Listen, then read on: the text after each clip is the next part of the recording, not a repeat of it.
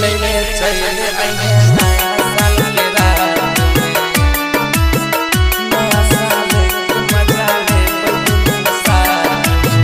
मिलले चले नया साल के रात में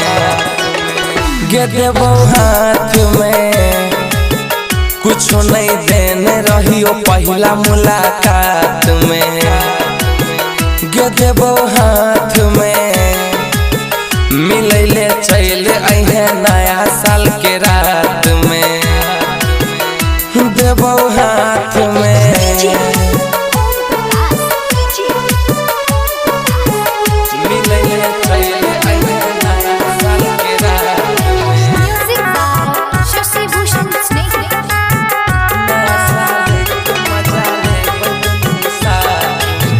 सबसे छुपा के बात रखने छी हम दिल में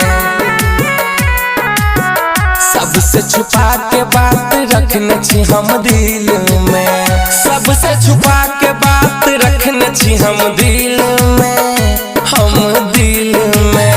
नया साल के मजा ले दुनू साथ में गे देबो हाथ में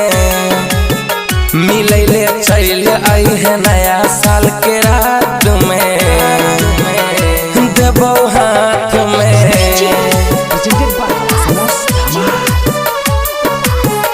मिलले चले नया साल के रात में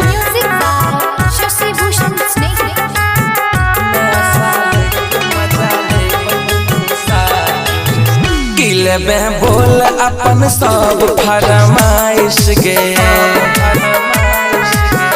किलबे बोल अपन सब फरमाइश गे किलबे बोल अपन सब फरमाइश गे तू चुआइश गे कर तो इंतजार रसलपुरिया नदी कात में गे देबो हाथ में मिलले चले नया साल के रात में